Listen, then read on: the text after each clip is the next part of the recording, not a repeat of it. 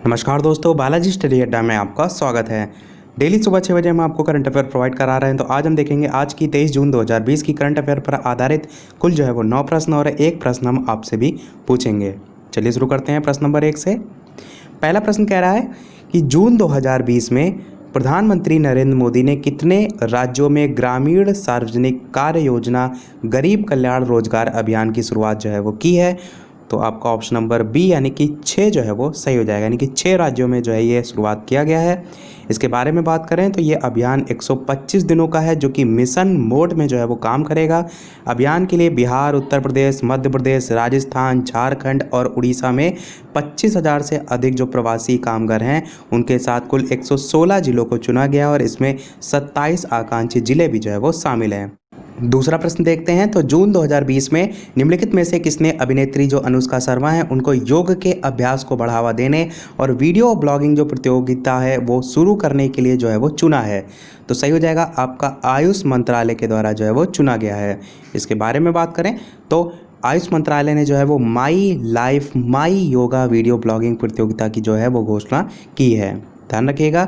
और इसके अलावा अंतर्राष्ट्रीय योग दिवस जो है वो ग्रीष्मकालीन संक्रांति पर आयोजित किया जाता है जो कि हर साल 20 से 22 जून के बीच जो है वो होता है। यहाँ पर 20 से 22 जून जो है वो ग्रीष्मकालीन संक्रांति के विषय में कहा गया है। बाकी अंतर्राष्ट्रीय योग दिवस आप सभी 21 जून जानते हैं। अगला प्रश्न देखते हैं तीसरा कि विश्व संगीत दिवस हर साल 21 जून को मनाया जाता है। फ्रांस में जो है वो विश्व संगीत दिवस किस वर्ष जो है वो शुरू किया गया था? तो 4 ऑप्शन है। 1982 आपका जो है वो सही हो जाएगा। मनाया कब जाता है? तो 21 जून को मनाया जाता है विश्व संगीत दिवस। विश्व संगीत दिवस जो है उसकी शुरुआत 1982 में फ्रांस में एक संगीत समारोह जो है वो फेटे डे ला म्यूज़िक के रूप में हुई थी। विश्व संगीत जो दिवस है वो मनाने का उद्देश्य क्या है? सभी को मुफ्त संगीत प्रदान करना और शौकिया संगीतकारों की दुनिया में अपने काम को दिखाने के लिए प्रोत्साहित करना। चौथा प्रश्न देखते हैं। तो जून 2020 में किसने स्कूल जो पाठ्यक्रम है उसमें योग के एकीकरण को बढ़ावा देने के लिए एक ऑनलाइन योग क्विज प्रतियोगिता जो है वो शुरू की है? तो 4 ऑप्शन है आपका रमेश पोखरियाल निशंक जो है वो सही हो जाएगा। तो मानव संसाधन विकास मंत्री हैं रमेश पोखरियाल निशंक। इन्होंने स्कूली पाठ्यक्रम में योग के एकीकरण को बढ़ावा देने के लिए ये जो प्रतियोगिता है वो जो है वो शुरू की है। उद्देश्य क्या है? जागरूकता पैदा करना और विभिन्न जो योग प्रथाएं उन पर प्रमाणिक स्रोतों से व्यापक जानकारी प्राप्त करने के लिए बच्चों को प्रेरित करना। और ये जो ऑनलाइन प्रतियोगिता है इसमें पूछे जाने वाले जो प्रश्न हैं वो बहुविकल्पीय प्रकार के होंगे। अगला प्रश्न देखते हैं पांचवा कि जून 2020 में रक्षा मंत्री राजनाथ सिंह 3 दिवसीय यात्रा के लिए किस देश के लिए रवाना हुए हैं? तो ध्यान रखिएगा रूस के लिए जो है रवाना हुए हैं। इस टाइप के प्रश्न करंट अफेयर में पूछे जाते हैं। तो रक्षा मंत्री राजनाथ सिंह 3 दिवसीय यात्रा के लिए मॉस्को रूस के लिए रवाना हुए हैं।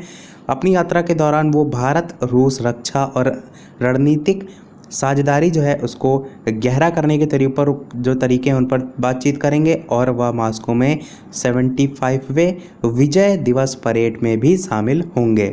द्वितीय विश्व युद्ध जो है उसमें जीत की 75वीं वर्षगांठ मनाने के लिए 24 जून 2020 को विजय परेड आयोजित की जाएगी। ये ध्यान रखिएगा, थोड़ा सा इम्पॉर्टेंट पॉइंट है।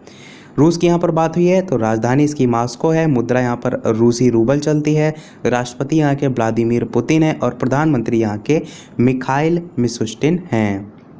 अगला प्रश्न छठा देखते हैं कि जून 2020 में नेशनल टेस्ट अभ्यास मोबाइल ऐप पर निम्नलिखित में से किसने हिंदी टेस्ट फीचर लॉन्च किया है? 4 ऑप्शन है। तो आपका NTA सही हो जाएगा। फुल फॉर्म होती है इसकी नेशनल टेस्टिंग एजेंसी।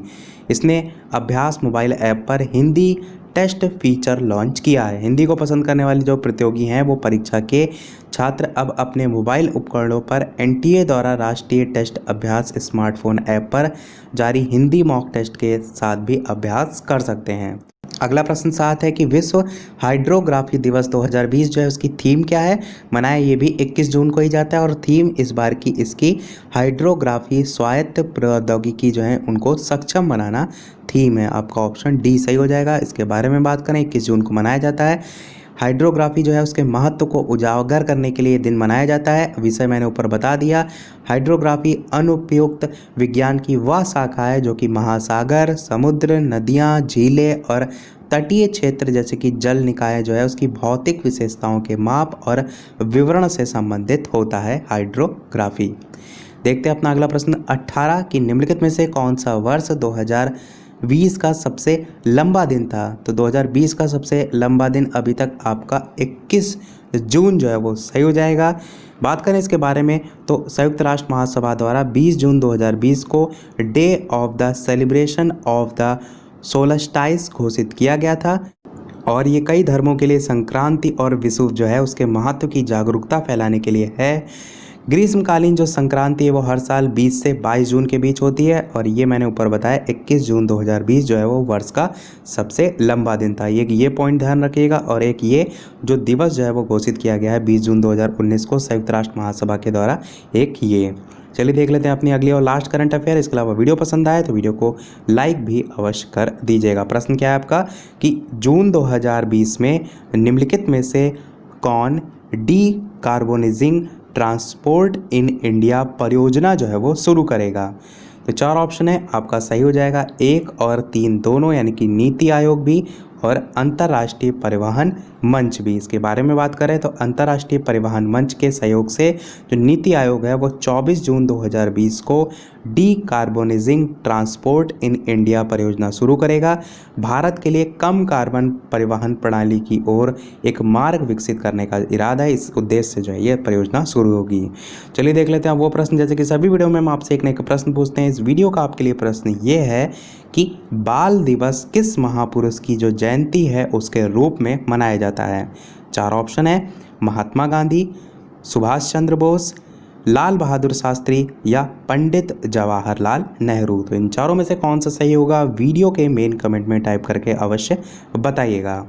बात करते हैं कल की करंट अफेयर के सही उत्तर की। तो कल की करंट अफेयर का सही उत्तर आपका 29 अगस्त जो है वो सही हो जाएगा। राष्ट्रीय खेल दिवस मैंने वहाँ पर पूछा था तो 29 अगस्त को मनाया जाता है। तो इसी के साथ हमारी आज की करंट अफेयर समाप्त होती है।